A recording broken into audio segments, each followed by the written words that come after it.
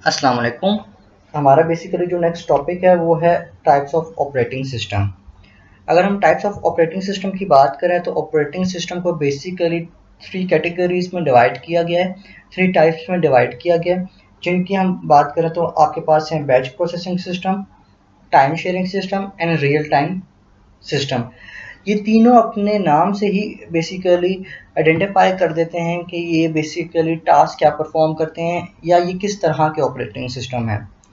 अगर हम batch processing system की बात करें तो बैच प्रोसेसिंग सिस्टम ऐसे सिस्टम होते हैं जिनमें आप डिफरेंट तरह के task in the form of group computer को आप दे देते हो और कंप्यूटर एग्जीक्यूट करता है उनको वन बाय वन। ठीक हो गया। जैसे इसकी एग्जांपल अगर हम ले लें, नॉर्मल एग्जांपल ले लें समझाने के लिए, फॉर एग्जांपल कि आपके पास स्कूल में क्या होता है, क्लास 5 6 7 8 9 10 डिफरेंट क्लासेस हैं। अब हर क्लासेस में देखें नंबर ऑफ स्टूडेंट्स होते हैं और उन सब की क्या होती है कि फॉर एग्जांपल बारी बारी करके वन बाय वन करके उनकी फॉर एग्जांपल कंप्यूटर की क्लास होती है। ठीक है। तो वहाँ पे क्या होता है कि पहले एक क्लास की होगी कंप्यूटर की क्लास, फिर नेक्स्ट क्लास की होगी, फिर नेक्स्ट। तो वहाँ पे नंबर ऑफ स्टूडेंट्स, ठीक हो गया, बारी बारी करके अपनी क्लास कंप्यूटर की लेते हैं। इसी तरह आप बैच ऑपरेटिंग सिस्टम में क्या करते हो कि कंप्यूटर से डिफरेंट तरह के टास्क परफॉर्म कराते हो, लेकिन वो सब task in the form of क्या होते हैं, आपके पास ग्रुप होते हैं, इन द फॉर्म ऑफ बैच होते हैं, जिनको कंप्यूटर एग्जीक्यूट करा होता है वन बाय वन। जब एक प्रोग्राम आपका टर्मिनेट हो जाता है, आपका एंड हो जाता है, ख़त्म हो जाता है, तो ऑटोमेटिकली आपका बैच ऑपरेटिंग सिस्टम नेक्स्ट को लोड करता है और उसकी एग्जीक्यूशन स्टार्ट कर देता है। बैच प्रोसेसिंग सिस्टम की वजह से आपका जो वर्क लोड था, ठीक है, आपका जो वर्क करने की बेसिकली प्रोसेसिंग थी, ठीक है, उसमें काफ़ी ज़्यादा चेंज आया और उस पर काफ़ी ज़्यादा इम्प्रूवमेंट आई। अगर हम आपके पास बैच प्रोसेसिंग सिस्टम की बात करें तो ये वहाँ पर ज़्यादा सूटेबल है जहाँ पे लार्ज अमाउंट ऑफ डाटा आपने कलेक्ट करना होता है और उसको प्रोसेस करना होता है ऑन रेगुलर बेसिस। जैसे अगर हम बात करें, आपके पास बैंक है, वहाँ पर आपके पास क्रेडिट कार्ड बिलिंग सिस्टम है, ठीक है, कि क्रेडिट कार्ड में से कितना कैश इन हुआ है, कितना आउट हुआ है, तो आप जो इनफ्लो और आउटफ्लो को फ्लो को सारा देख रहे होते हो। ठीक हो गया। उसके जो सारी प्रिंटिंग होती है, उसकी सारी जो प्रोसेसिंग होती है, वो सारी इंफॉर्मेशन आपके पास कलेक्ट की जाती है और प्रोसेस की जाती है, ठीक है, in the form of batch. ठीक हो गया। जब आपके पास at the end of billing cycle होता है, ठीक है। सेकंड, अगर हम आपकी इसकी बात करें एग्जाम्पल की, तो आपके पास एग्जामिनेशन रिपोर्ट कार्ड सिस्टम है।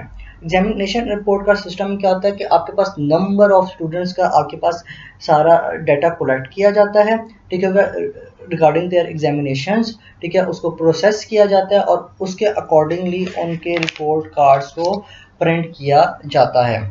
फॉर एग्जाम्पल एक और इसके हम अगर एग्जाम्पल ले लें, तो आपके पास एक स्ट्रीट है और आपने उस स्ट्रीट की इलेक्ट्रिसिटी बिल प्रिंट आउट करने हैं। तो इंस्टेंट ऑफ आप वन बाय वन करके सबको प्रिंट करो, आप इन द फॉर्म ऑफ ग्रुप वो सारे कंप्यूटर को दे दो, ठीक है, और वो फिर वन बाय वन करके खुद उसको एग्जीक्यूट या प्रिंट आउट कर देगा। अगर इसमें हम नेक्स्ट अपने ऑपरेटिंग सिस्टम की टाइप की बात करें तो वो है बेसिकली आपके पास time sharing system. Time sharing अपने नाम से ही जाहिर है कि ये बेसिकली आपके पास टाइम को शेयर करता है, ठीक है। टाइम शेयरिंग ऑपरेटिंग सिस्टम एक ऐसा आपके पास सिस्टम है या ऐसा फीचर है ऑपरेटिंग सिस्टम का जो कि मोर देन वन पीपल को अलाउ करता है, यूजर्स को अलाउ करता है कि वो डिफरेंट प्रोग्राम्स को एग्जीक्यूट कर सके, ठीक है, ऑन लार्ज स्केल कंप्यूटर्स में, ठीक है। ये अलाउ कर रहा होता है कि आप कंप्यूटर को एक्सेस करो सेम टाइम पे, but more than one person can do this, ठीक है। इट्स मीन कि जब एक से ज़्यादा लोगों ने आपके कंप्यूटर को एक्सेस करना है एक टाइम पे, ठीक हो गया, तो वहाँ पे टाइम शेयरिंग सिस्टम इस्तेमाल हो रहा होता है। कंप्यूटर आपके पास क्या कर रहा है, हर यूज़र के साथ क्या शेयर कर रहा होता है, कंप्यूटर का टाइम, जिसकी वजह से वो मल्टी प्रोग्रामिंग मल्टीटास्किंग परफॉर्म कर रहे होते हैं। अगर हम टाइम शेयरिंग सिस्टम की बात करें तो आपके पास हमने जैसे कहा कि मोर देन वन पर्सन है, तो आपका बेसिकली सीपीयू क्या कर रहा होता है कि वो इतना रैपिडली स्विच कर रहा होता है कि पहले for example a b c, आपके पास थ्री टास्क इस टाइम एग्जीक्यूट हो रहे हैं। अब सीपीयू पहले एक के पास जाएगा, फिर आपके पास दूसरे के पास जाएगा, फिर तीसरे के पास जाएगा, तो वन बाय वन करके आपका सीपीयू क्या हो रहा होता है, स्विच हो रहा होता है। बाज़ाहिर हमें देखने में ऐसा लग रहा होता है कि आपके तीनों टास्क या आपके तीनों जो प्रोग्राम्स हैं वो एक ही टाइम पे एग्जीक्यूट हो रहे हैं, जबकि ऐसा नहीं होता। ठीक है, आपके पास सीपीयू स्विच इतना फ्रिक्वेंटली कर रहा होता है, इतना रैपिडली कर रहा होता है कि आप देखने में ऐसा लगता है कि वो सारे प्रोग्राम्स एक साथ ही चल रहे हैं, जबकि ऐसा नहीं होता, वो अलग अलग सारे एग्जीक्यूट हो रहे होते हैं। जो टाइम शेयरिंग सिस्टम है वो आपके पास मिनी कंप्यूटर्स और मेन फ्रेम कंप्यूटर्स में सपोर्ट किया जाता है। इसके अलावा जो आपके पास ऑर्गेनाइजेशंस हैं, जैसे आपके पास एयरलाइन है, बैंक है, होटल है, इन सब के पास एक सेंट्रल कंप्यूटर होता है जिसमें सारा डाटा स्टोर होता है और मल्टीपल यूजर्स उनको यूज़ कर रहे होते हैं एक ही टाइम पे। तो वहाँ पर बेसिकली हम क्या यूज़ करते हैं, टाइम शेयरिंग सिस्टम।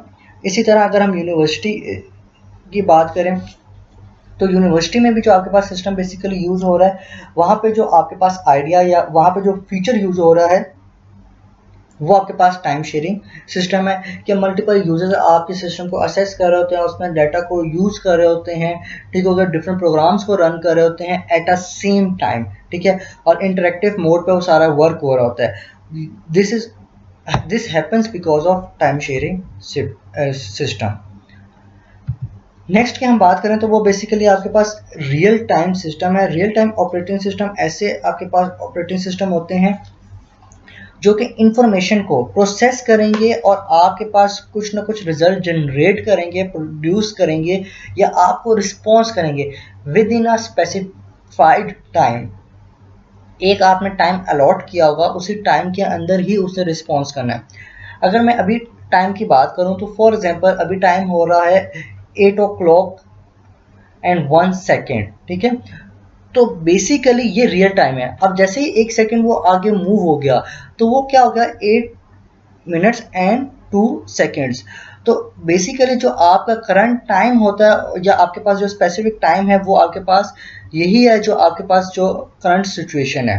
ठीक है, रिगार्डिंग योर टाइम। ठीक है, तो जो आपके पास उस टाइम हो रहा है वही बेसिकली आपके पास क्या रियल टाइम सिस्टम है। अब ये सिस्टम आपके पास किसी न किसी स्पेशल पर्पस के लिए डेवलप किए जाते हैं। ठीक है, डिफरेंट तरह की कंट्रोलिंग के लिए डेवलप किए जाते हैं। जैसे ऑयल रिफाइनरी इंडस्ट्रीज़ की बात करें, वहाँ पे आपके पास जब टेम्परेचर एक लिमिट से इंक्रीज कर जाता है तो वहाँ पे चांस होता है इस चीज़ का कि वहाँ पे ब्लास्ट हो जाए, एक्सप्लोजन हो जाए। ठीक है, तो उस चीज़ से बचने के लिए वहाँ पे जो चीज़ यूज़ की जाती है वो रियल टाइम सिस्टम है, ताकि वो इंडिकेट करे कि टेम्परेचर क्या है आपके पास इंक्रीज कर रहा है, ताकि आप उसके रिगार्डिंग कोई ना कोई स्टेप्स ले सको। ठीक है, इन सिमिलर वे जो मिलिट्री है या स्पेस है या रिसर्च प्रोग्राम्स हैं, वहाँ पे भी जो सिस्टम यूज़ हो रहा है वो आपके पास रियल टाइम सिस्टम यूज़ हो रहा है। ठीक है, बेसिकली आपके पास जब रॉकेट जा रहा होता है तो उसकी पोजीशन को, ठीक है, आपने मॉनिटर करना है, वहाँ पे आप क्या यूज़ करोगे, रियल टाइम सिस्टम यूज़ करोगे। अदर देन डैट जो आपके पास ट्रैफिक कंट्रोल सिस्टम है, ठीक हो गया, वो भी आपके पास क्या है, रियल टाइम सिस्टम है, ताकि आपके पास क्या है स्मूथ फ्लो ऑफ जो आपके पास ट्रैफिक है उसको मैनेज किया जा सके।